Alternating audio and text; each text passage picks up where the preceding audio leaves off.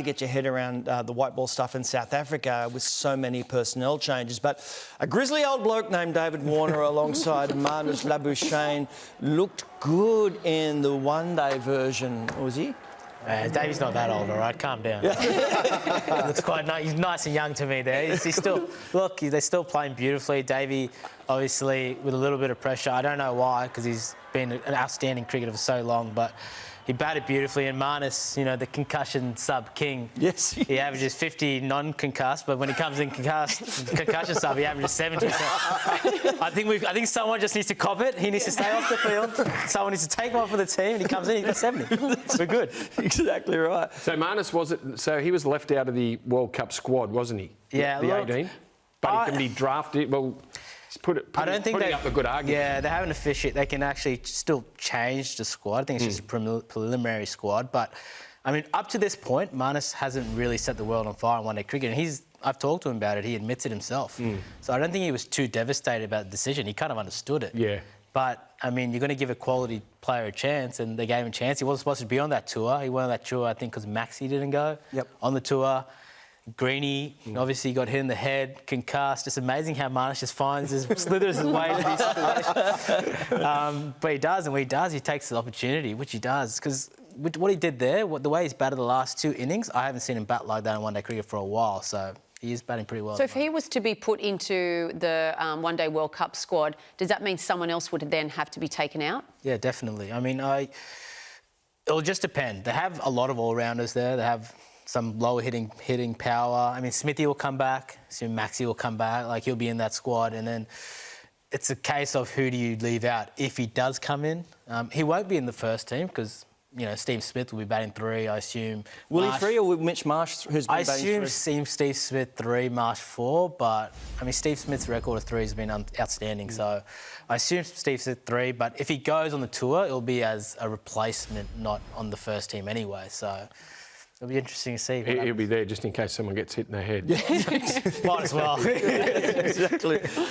Look, in some ways, backyard cricket is more advanced than international stuff. Like in the backyard, this is as out as it gets. But the zing bails, Usman, I mean, if it hits the stumps, that surely should be out.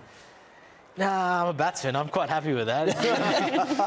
Look, those zinger bails are so heavy. This has been going on the Big Bash for yonks, and those things don't come off. You can hit them pretty hard, and they just stay on. Then you lift them up. They are heavy things. So this isn't the first time we see it, and I promise you this will not be the last time you see it with the zinger bails. Do you think it's a rule that they need to maybe look at? If the bails light up, then it should be given out? It's definitely up there. Like, if the bails light up in a run-out, that's when you classify it as out, where without zinger bails, the bails have to be dislodged. One bail has to be dislodged. So the rules are even different with zinger bails in terms of when they say the bails have been taken off. It's because it's light. So if they can do that, then maybe they can, but I wonder how many more of those it'll take before they actually start thinking about it. Because that was going quick enough to knock any normal bail. Yeah, in Test cricket, I reckon that's coming off. Sure. Well, there was no doubt at all about this dismissal, although it should never have happened. This is Mohammad Rizwan. Now, for some reason, he's getting airborne and run out. This is against Nepal in the Asia Cup. Now, we have the...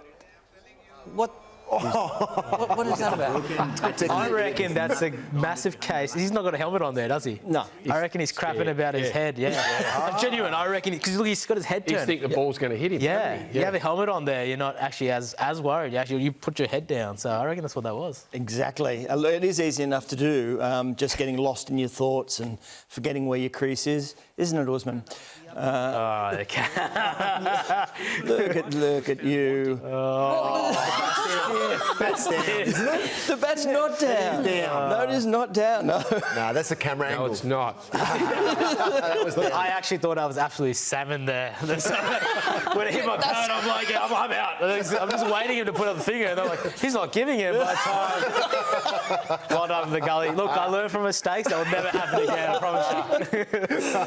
The helmet is there to protect the batter's head, obviously, as we've discussed, but it's best to keep the ball on the outside of the helmet, whereas here, that's just no good for anybody. This, of course, is in the Caribbean Premier League. I'm not sure if that was a ball just came off that length or it might have touched some gloves on the way through, but up and under the grill. If that hits his bat and goes up there and then the keeper takes it out, is it out? No, dead ball. It's like when it gets stuck in the pad. You always, when you were young, you were always worried about you trying to drop it on the ground. Yeah, no, not out.